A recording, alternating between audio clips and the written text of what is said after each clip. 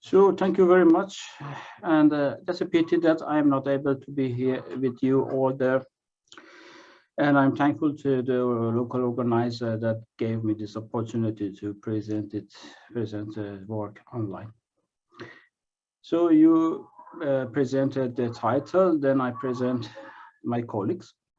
Farzan Fatullah Zade is a PhD student, soon will be a doctor in August, hopefully, in University of Sherbrooke. I am habilitated to that university and collaborate with them. And Khalifa Goita is the professor of what's it called, main supervisor of Farzam, and I am the co-supervisor.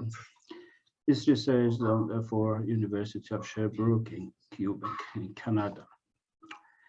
So, what is importance of dynamic scaling? We know all that. We have measured the GRACE data, and GRACE has some limits in what's called the spatial and temporal resolution. So we cannot have it daily, for example. We cannot have it smaller spatial resolution as that.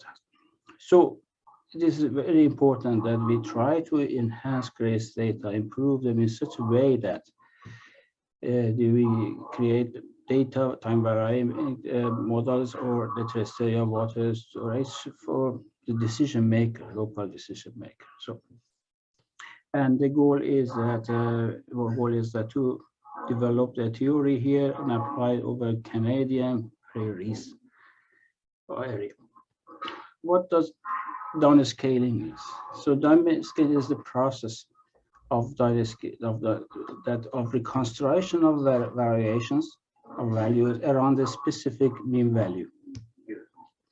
This is the definition of the Becker and Brown. So it is the same thing. We have the mean values and we want to have variation around it. We want to reconstruct this. That's called downscaling. It can be done in two ways, as we all know. It's dynamical approach, aerodynamical approach, and statistical approach. In dynamical one, data assimilation approaches are applied to typically utilize a limited area with high resolution model driven by lateral boundary condition to drive a smaller scale information. This method needs a huge computational capacity of computing. Statistical approach, statistical relationships between the small scale and the larger scale parameters are combined and predicted in using a statistical method. And it's very straightforward, flexible, both for spatial and temporal, and also possible to estimate uncertainties of the model's output, and also again large data sets. But we do it different. We use a spectral combination theory. This theory was developed for the first time by Lars Schaubek. I think he is sitting there around, my professor, Lars Schaubek, and later was Wenzel, 1989 and 1982. This method has been successfully applied for gravity field modeling and also for geodetermination. And also I have applied this for in ghost graduometry as well when I was PhD student long ago. So we try to develop an estimator to have GRACE models and hydrological model for this, and we use their uncertainties and try to combine them spectrally. So it is a very important in our approach that the uncertainties of this global hydrological models, so that we use global land data assimilation system, are available. So this is why that we have to somehow estimate these errors. And for the GRACE case, we already have them. So later we will apply this over a small area. It's not small, a large area in Canadian prairies, and do some evaluation that I will show you later. How can we estimate the error of a GLS model? For example, there are 6 types of information in these such models: equivalent water height due to soil moisture, snow water equivalent, canopy, groundwater, and surface water and terrestrial water storage. And summation of these 5 minus TWS, this terrestrial water storage should be 0. Now I have a condition adjustment model, and we all know how to solve it. If you solve it, based on that, we can estimate a posteriori variance factor of the model too, which will have this form based on this simple adjustment model. So we have the posteriori variance factor and use it as a quality measure for the GLDAS models when we apply it for the variance covariance matrix of the measurements, which is unity, actually a unit matrix.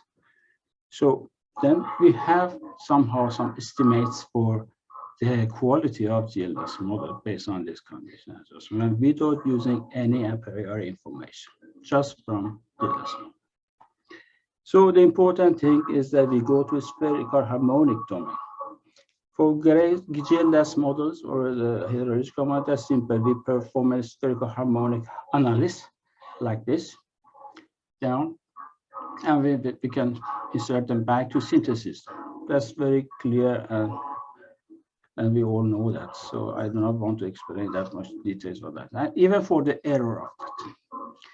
However, the situation for the error is a little bit different because we have the data here. Let me, if I can show you the pointer, data here, we have data, and the error of the data we have already estimated based on that condition adjustment model. And we determine the error of the spherical harmonics of the hydrological models, or not hydrological, terrestrial water storages from hydrological model. And to do so, we have to vectorize, actually. So vectorize this integral in this form. And when we vectorize it, we can simply apply error propagation law. And when we apply this, when we can get the variance of this, the spherical harmonic coefficients of terrestrial water storage. So everything we needed, we have now. We have the coefficients of the grace, we have error of the grace, we have coefficients of GLDAS model, and we have the error of GLDAS model. That's everything is ready to make a good spectral combination. Spherical harmonics of the grace are as potential type. They have to change. They have to change to terrestrial water storage. That's very well known formula. Pavel Littman before me has presented this, and it was developed by John Waugh in 1998, and we all know that. And if we apply this, consider only the spectrum or the spherical harmonics of it, the error of the spherical harmonics of the gray can be transferred to error of the terrestrial water storage based on this spectral property. That's clear. So terrestrial water storage from grace and from GLDAS, error of the terrestrial water storage from GLDAS and grace. We have all those. So what is a spectral combination? We write an estimator in that way. As you see here, let me show you. One summation is up to infinity, contain full frequency domain, and the other one up to some extent. For example, grace up to limited degree of 60. And these are the Laplace coefficients of the equivalent water height that we have here. That this relation with the spherical harmonics is very well known. Error of this equation for the degrees below n are like that. The first term is the error of the terrestrial water storage of the height from the GLDAS, and this one is the error from the grace, and this term is the bias of the estimator. So, and this is the error for the higher degrees than n, and this is the bias for the higher degrees. So, by assuming that these errors are independent from each other, are independent from the signal, and by taking the statistical expectation, and after that, the mean value, applying the mean value theorem over this sphere, we come to this mean square error equation. And this is what you see here down is the error degree variances of the GLS and Grace model, and this is a signal degree variance. So if we go to the next one, so this one is showing that for determining these coefficients, or spectral coefficients, we have to optimize this model. So we have to take derivatives with respect to the parameters and equate them to 0 to solve them. So for the degrees below n, we use this equation. We take the derivative and then equate it to 0. And we do the same thing for the next one, but this time with respect to b. And we have a system of equations here. If we solve it, we come to these spectral parameters or spectral coefficients for the degrees below n. For higher degrees, this process is very similar, but we do not have n. Instead of n, we have a only. Then we take the derivative and minimize the mean square error based on that and solve it in that way.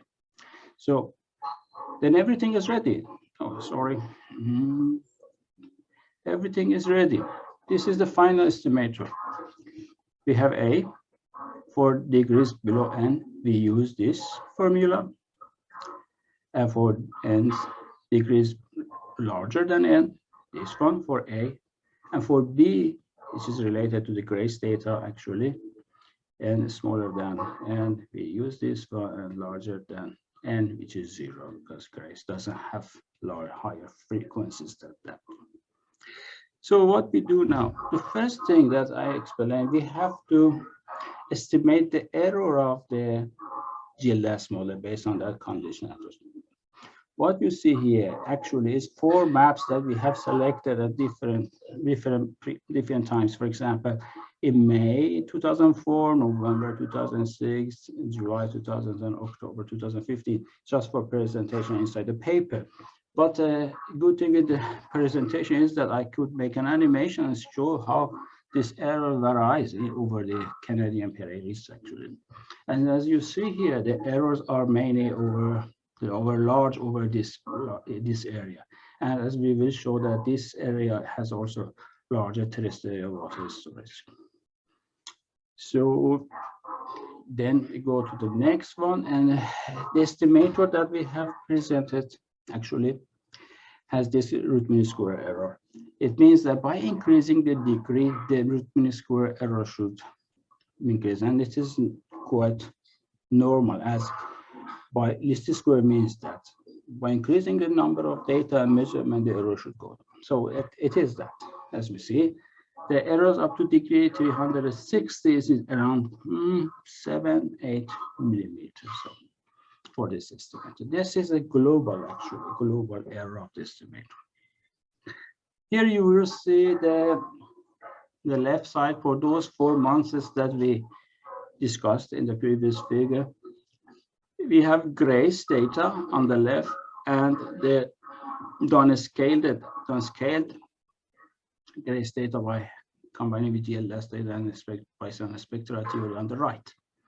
And it is smooth, as you see, for the Grace models, and for the downscaled one with the, you will see better, and you will see high frequencies that are more details.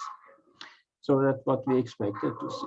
And here in this animation, you will observe that how this combination is done. The left side is a Grace total water storage variations or changes, not the changes in Grace, and it's GLS model, and this one is the downscaled one. Sometimes you see something in between. Is it mean value? No, it is not the mean value. It's not simple spectral weighting. It has also some filtering property also inside that. So let's see. Go to the next one. And when we estimated the terrestrial water storage, we can remove the rest of the signals from that to recover the groundwater storage variation. That's all. And this was this on the right-hand side, you will see the figures that the plots over Canadian prairies for those 4 months that we mentioned. and on the left you see how the groundwater story varies actually over Canadian periods. As I said, that this is on the right side here. Mainly we have high values or positive values and changes. And now we go into that side. And yeah, this animation shows that how the groundwater story varies over the Canadian periods. So how correct is it? We use 75 piezometric wells for validation. We have divided the area in 24 pieces, as you see. We have make a mosaic like that, and we named an area, is numbered the area with 1, 2, 3, 4, 5, 6, 7, and 8 areas.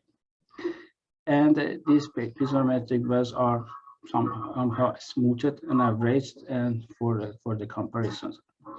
And on the right hand side, you will observe the gray down scaled one, which is the red, and the GLS one, which is green, and the blue one is piezometric wells. And as you observe, in most of the cases, what we have done actually is closer to the groundwater, piezometric wells, groundwater story variation. So, and on the left-hand side, you will see as well for whole area, all eight zones that we have selected. So, and in all cases, you see that the combined one is closer to the test area, to the piezometric well groundwater storage. So here, Farzam, can you help me?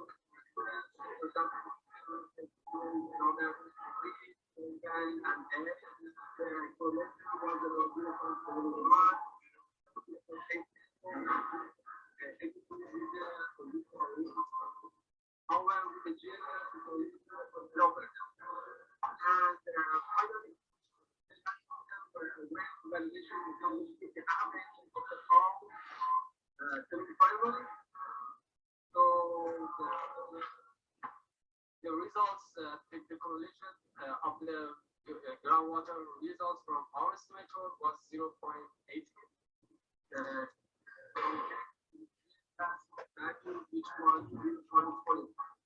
Okay, thank you very much.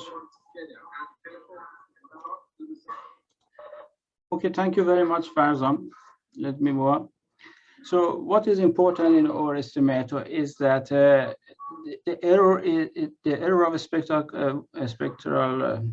spherical harmonic coefficient should be determined, and it is a very time-consuming process. But you have to do it only once, but it is time-consuming. Then it's not only the spectral combination; it's not only averaging; it has some inherent filtering property inside. So there are some surface water was not actually in GLDAS model, then we have to ignore that part. So maybe there are some noises in the model because of that ignorance. And the correlation with GLDAS data, it could be between the different phases between the station measurements and also hydrological estimates from the and the episomatic. And good agreements with GRACE could be because of this filtering and this the zoning scheme that we have selected. But we have to select the optimized size for the zones actually. So our method is optimal. It considers spectral properties of that. The uncertainties we could estimate locally was around 10 millimeter in a standard deviation, which is around the global root mean square error that we have estimated. That's logical. And here we just the resolution of the groundwater storage and the seawater should be around 0.25 degree by degree, and high correlation between the downscaling and the piezometric vessel confirms success of a spatial spectral combination, and it is less than 25 millimeters over the whole area. Thank you very much for your attention.